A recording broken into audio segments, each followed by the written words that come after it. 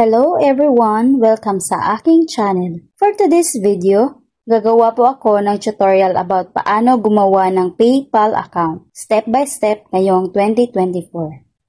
Pwede po dito ang mga students 18 above. Pero bago po ang lahat, please subscribe and click the notification bell na nasa baba and also please support me. Huwag na natin patagalin pa. Panoorin niyo po ang videong ito at tapusin para masundan ang step by step kung paano gumawa ng PayPal account. Take note guys, kailangan niyo po munang mag-download ng apps na PayPal bago kayo mag-sign in dito sa Chrome. So let's go na guys! Step 1, find your Chrome and type paypal.com. Step 2, tap the sign up now. Step 3, dito guys, choose personal account dahil ang purpose po natin ay gagawa tayo ng account para mapaglagyan ng pera. Pero kapag yung purpose nyo ay para sa business, itap nyo lang ang business account. Sa akin, ang pipiliin ko, personal account. So after matap ang personal account, tap the next guys. Step 4, dito naman guys, click mo lang itong parang arrow sign. Madami kang pagpipiliin dito pero para di ka malito, choose online shopper and then next. Step 5. Ito namang your email, yung ilalagay nyo pong email dito, yung active na email po. Huwag po yung hindi nyo na ma-open or hindi nyo palaging ginagamit. Pagkatapos natin mag-next, ilalagay lang po natin dito ang ating mobile number. Ito po yung number na ginagamit ninyo ngayon. Dito po magsisend ng code si PayPal para ma-activate yung PayPal account natin. Pagkatapos itap ang next, so makikita natin dito merong security challenge. Itap lang po natin itong I'm a human. Sinisigurado ni PayPal na hindi tayo robot.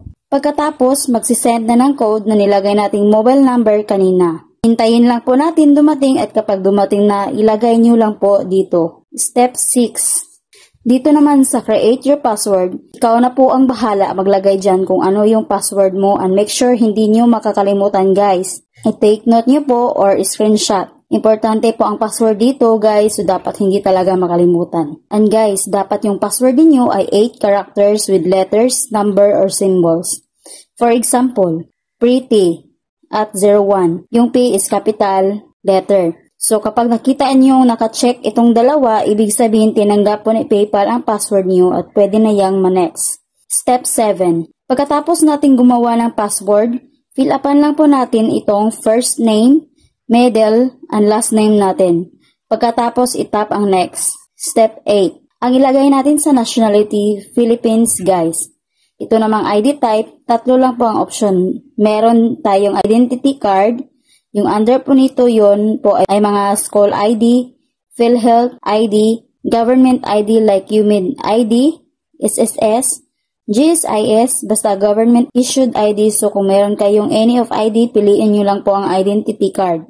Ang maganda dito guys, pwedeng-pwede ang mga estudyante basta 18 above na. Meron din po tayong passport and driver's license ID. Basta guys, piliin nyo po kung anong available na ID meron kayo. Ang gagamitin ko po dito ay yung UMID ID. So kasunod nito guys, kailangan po natin maglagay ng document or ID number natin. Yung number na naka-issued or nilagay sa inyong ID guys. To make sure guys na valid ang inyong ID at hindi gawa-gawa lang. Sa kapatid ko po guys, yung student ID number niya ang nilagay niya dito.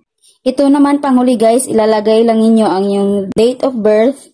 Kapag okay na lahat guys, itap lang ang next. Ilalagay po natin dito ang residential address natin. Ang sabi dito, bawal po ang post office na address. Dapat ang ilagay dito kung saan talaga kayo nakatira ngayon. Itong address, search nyo lang po address ninyo. Municipality at province. Dito naman sa baba, barangay nyo or district at i-click lang ang box na kasunod dito. It means you agree the terms and conditions dito sa PayPal. Pagkatapos pwede mo nang itap ang agree and create. Step 10. So dito pwede kayo pumili kung anong gusto mong unang gawin. Sa akin, itap ko ang send money. Step 11, pagkatapos magli-link daw po tayo ng card number natin.